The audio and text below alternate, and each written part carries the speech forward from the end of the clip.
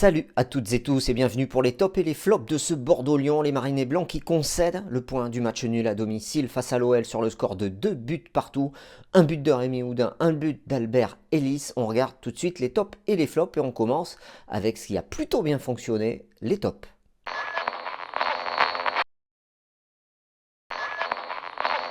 Le premier top, c'est Albert Ellis, l'international hondurien a encore une fois été décisif, un but, une passe décisive, voilà un match plein pour lui, il apporte de la combativité, de l'envie, il défend et on voit qu'il y a une entente qui est en train de se former avec Wang Weizhou en tête.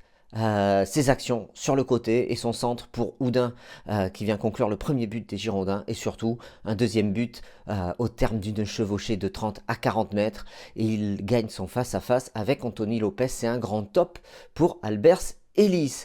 Autre top au cours de cette partie, c'est Rémi Houdin qui a affiché de la combativité, de l'envie, de la hargne et surtout de la communication avec ses partenaires qu'il a essayé de motiver, de regrouper après son but. Ce sont des éléments, des attitudes qui sont très positifs vis-à-vis du groupe et rien que pour ça, c'est un top pour Rémi Houdin. Enfin, Wang Weizhou qui a été plutôt pas mal dans cette partie, même s'il n'est pas décisif. On voit que lorsqu'il est associé à Albert Ellis, ces deux joueurs ont énormément d'activité, beaucoup de combativité et ce sont les premiers défenseurs de l'équipe parce qu'ils montrent l'exemple en faisant énormément de courses défensives en plus d'assurer le rendement offensif de l'équipe. Donc c'est aussi un petit top pour Wang Weizhou. Voilà, c'est tout. Pour les tops, on regarde maintenant les flops.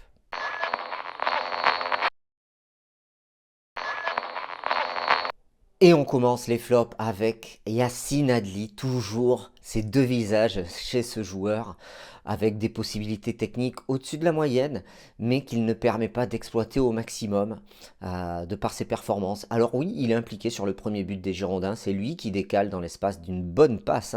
On le sait, il a une très belle qualité de passe. Yacine Adli, une bonne passe pour Albert Ellis.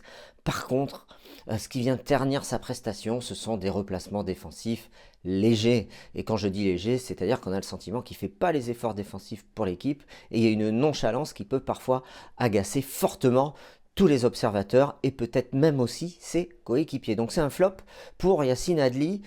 Autre flop dans cette partie, c'est Benoît Costil. Le gardien des Girondins n'est vraiment pas dans son assiette. Il est passé un peu à côté de sa rencontre, notamment sa sortie ratée sur le premier but de Deneyer. Et ensuite, on a vu une multitude de relances au pied. C'est pas nouveau, qu'il a raté, mis en touche, des mésententes avec ses partenaires, notamment Mangas. Voilà, et surtout un visage qui n'exprime pas de la confiance. On sent qu'il y a quelque chose qui cloche chez Benoît Costil et ça se voit aussi sur ses prestations. Il a pris 2 buts encore ce soir. Alors oui, il sort des arrêts, des parades parfois, mais là, il y a beaucoup de choses à revoir et d'éléments techniques qui ne sont pas au rendez-vous pour Benoît Costil. Voilà, c'est tout pour les tops et les flops. Donnez-moi vous aussi vos tops et bien sûr vos flops. Et on se retrouve sur webgirondin.com pour suivre l'actu des Marinés Blancs. Allez, salut et à bientôt. Ciao.